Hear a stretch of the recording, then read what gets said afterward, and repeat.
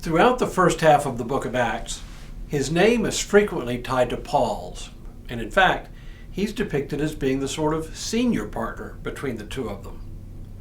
But about halfway through the book of Acts, the two of them have a sharp disagreement and decide to go their separate ways. It is the last we see of Barnabas, as the rest of Acts follows Paul's journeys.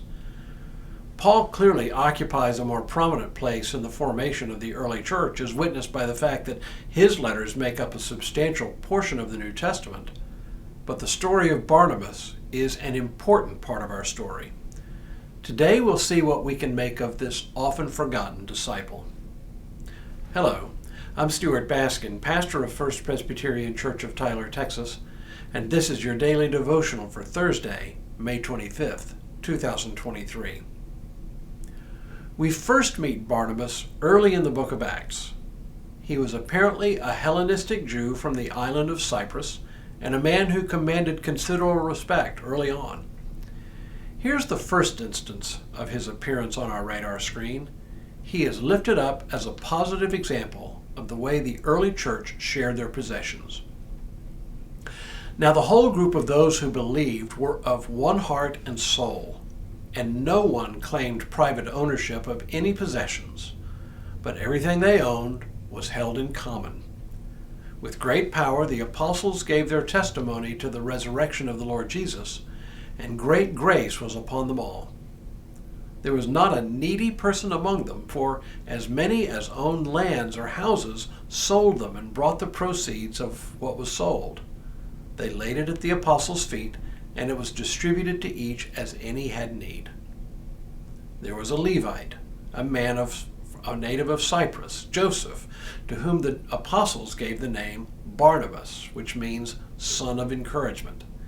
He sold a field that belonged to him and brought the money and laid it at the apostles' feet.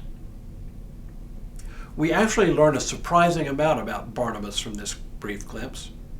As a Levite, he was heir to a tradition of temple service, subordinate to the priests.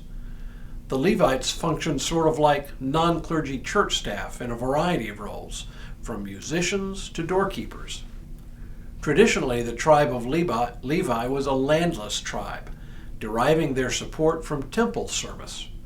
The fact that Barnabas was a Levite from the island of Cyprus tells us that his family were part of the Jewish diaspora who came back to Jerusalem for high holy days, like the Feast of Shavuot or Pentecost. That could explain why he was apparently in Jerusalem for this story.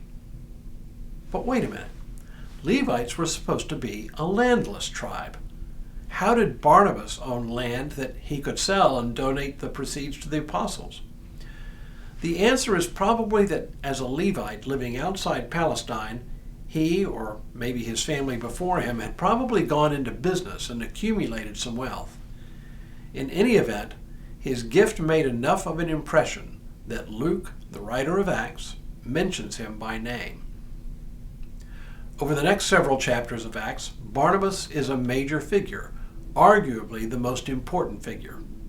He's the one who introduces a newly converted Saul to the apostles in Jerusalem. He and Paul, still called Saul at this time, traveled together doing the work of evangelism. Interestingly, whenever they are named together, it is always Barnabas and Saul. Barnabas' name first, then Saul's. But this changes abruptly in Acts 13. Saul suddenly becomes known as Paul, and when they are mentioned together, now it's Paul and Barnabas. It's hard to know what this is about, but whatever the cause, Barnabas now begins to recede from view, and Paul overtakes him as the main character of the narrative. The last we see of Barnabas in the book of Acts, he and Paul have a falling out and go their separate ways. Luke writes, "After some days, Paul said to Barnabas, 'Come, let us return and visit the believers in every city where we proclaimed the word of the Lord and see how they're doing.' Paul wanted to take with them John, called Mark, but Paul decided not to take with them the one who had deserted them in Pamphylia and had not accompanied them in the work. The disagreement became so sharp that they parted company. Barnabas took Mark with him and sailed away to Cyprus. And that's it. Except for a few mentions by Paul in 3 of his letters, that's the last we see of Barnabas, literally sailing off into the sunset. So what about Barnabas should interest us? A couple of things, actually. First, he was an early Jewish convert to the church and was apparently a well-respected voice in the church. He was committed enough to give away at least a portion of his wealth to the church and its ministry, and he then devoted his life to spreading the good news far outside of Palestine.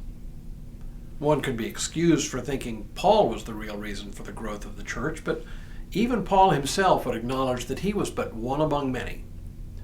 We should remember Barnabas as an example of what true commitment looks like: generous, focused, encouraging. We could do worse than to follow his example.